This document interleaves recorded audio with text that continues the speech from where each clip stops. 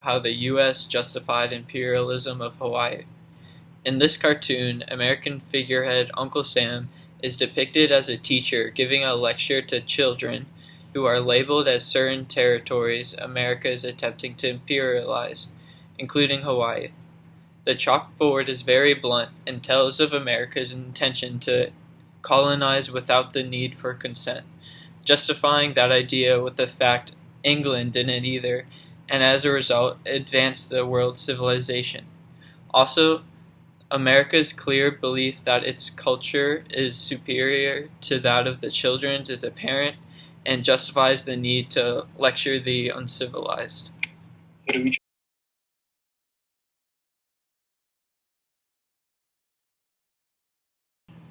This cartoon also demonstrates how America justified imperialism using cultural ideology. Uncle Sam's hat is labeled as Monroe Doctrine. The Monroe Doctrine, written by American President James Monroe in 1823, was another method for justifying imperialism. It uses themes of manifest destiny, which is the belief that the expansion of the U.S. was both justified and inevitable. In this sense, manifest destiny is quite similar to the social Darwinism ideology. This is yet another example of America's justification for imperialism using cultural ideology.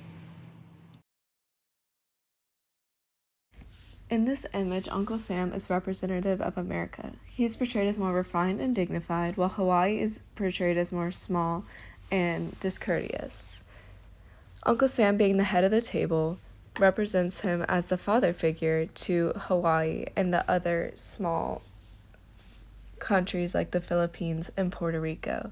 He is meant to teach them to be civilized. This is an example of racial ideology used to justify imperialism. Another way imperialism was justified was American exceptionalism, the idea that the United States is different from other countries because of its specific world mission to spread liberty and democracy. This is seen within the bottom cartoon, as Uncle Sam is handing a bouquet of flowers labeled Liberty to Hawaii as a gift or reason for its imperialization.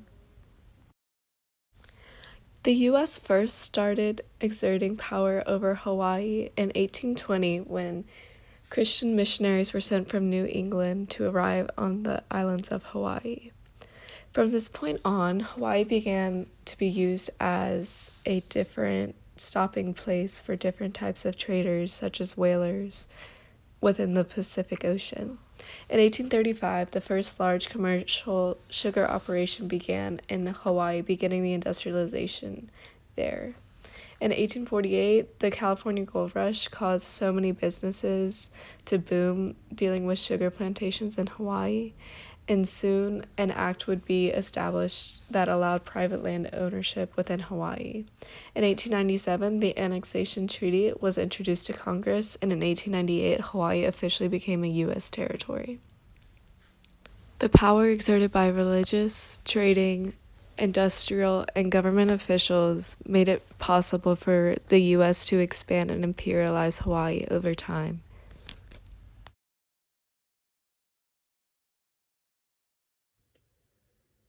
Elements of daily life for native Hawaiians felt the social and economic impact of the white planters, missionaries, and businessmen. The landholding system shifted, and aspects of their traditional culture and regular lives were prohibited, including teaching the Hawaiian language and performing the native hula dance. When David Kalakaua was elected to the Hawaiian throne in 1887, the struggle for control of Hawaii was at its height. White businessmen were distrustful of him, and they criticized his revival of old Hawaiian traditions, such as the hula and the construction of the Royal Ulani Palace. Native Hawaiians staged mass protest rallies and formed two gender-designated groups to protest the overthrow and prevent annexation. They hoped that if the U.S. government realized that the majority of Native Hawaiian citizens opposed annexation, the move to annex Hawaii would be stopped.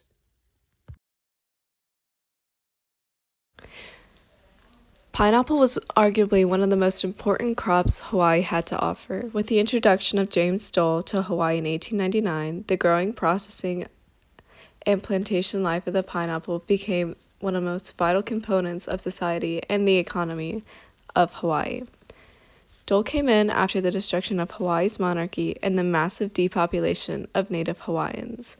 This allowed him an advantage since more people were looking for work and a source of income.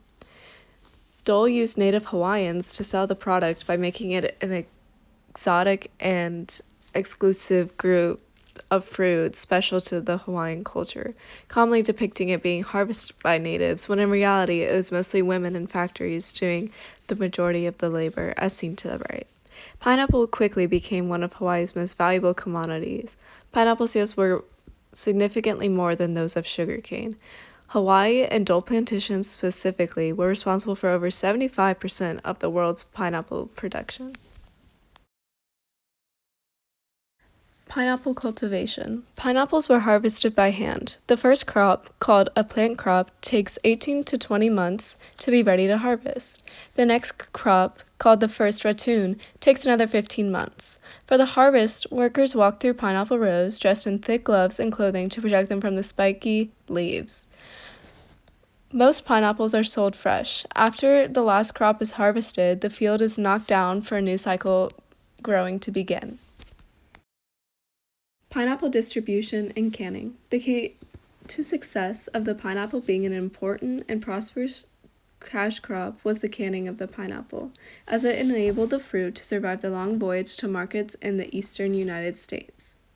In early years, the Hawaiian Pineapple Company was producing 45,000 cans per season, an output that quickly climbed to 5 million cans of fruit and juice per day by 1957.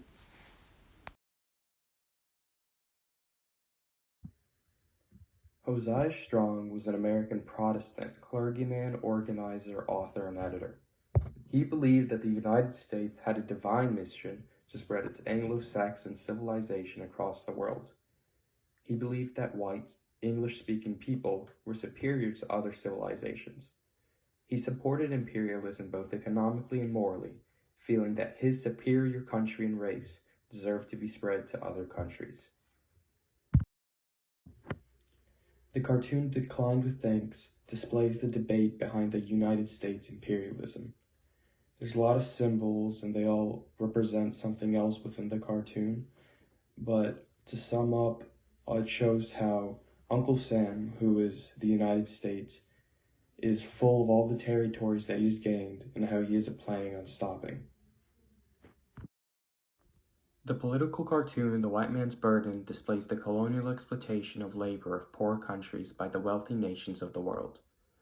The cartoon shows the white colonial powers being carried by the poor colored people and is a satire representation of Rudyard Kipling's poem The White Man's Burden.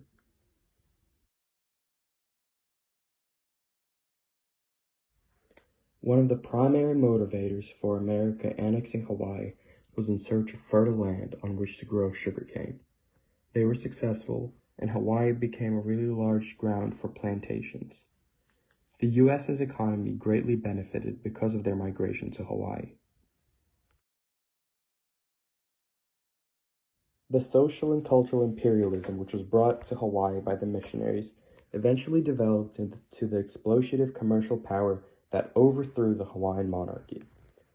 Sanford B. Dole was declared President of the Republic of Hawaii on July 4, 1894, and he was actually the cousin of pineapple planter James B. Dole. So the annexation of Hawaii was mostly motivated by planters searching for fertile land on which they could grow their crops on with limited taxation. Because in the United States, high tariffs were a pretty big problem. Planters weren't able to make as much money off of growing their crops.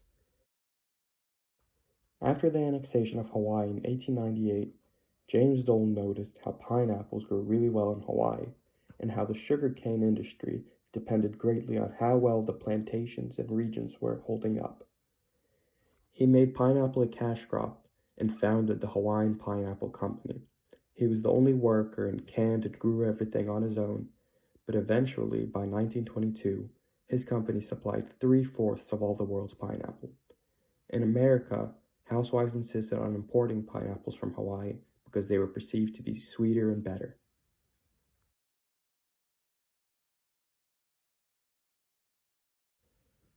James Dole and his pineapples had a really significant effect on the pineapple industry. In 1898, when Hawaii was formally annexed, people began to question the reliability and sustainability of the sugar industry.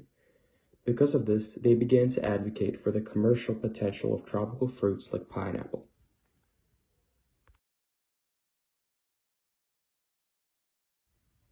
The Honolulu Harbor was where the U.S. migrants arrived when settling in Hawaii.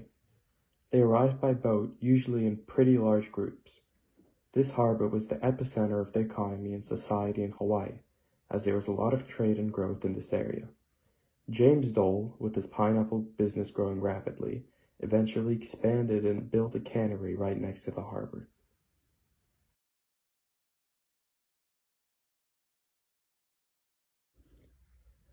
Following the annexation and overthrow of the Hawaiian monarchy, the native Hawaiians were upset with the new government that was forced upon them. They took action by writing really big and really important petitions, but those petitions were eventually defeated in the Senate. They also had a series of protests and revolts that were also stopped by forces of the Republic. The two images on our slides are two of the petitions that were written during the protests. One of them is male and one of them was female, because the petitions were divided by gender. 10,000 miles from tip to tip. Within this cartoon, the U.S. is represented by the bald eagle. The wingspan of the eagle is the distance and range of the U.S. territory of the world. This reaches from Puerto Rico all the way to the Philippines. This cartoon displays and conveys the development of how far the U.S. has grown by contrasting it with the U.S. of 1798, who only owned the upper East Coast and a little bit of the west part of the continental U.S. The U.S. now had territories in both oceans apart from the large country they own as well. This opens up new trading opportunities as well as new ports in Asia and the Pacific, as well as Africa or South America and the Atlantic. Hawaii was one of the most pivotal and important trading posts as it offered a place to stop on the way to either North America or South America when crossing the Pacific Ocean.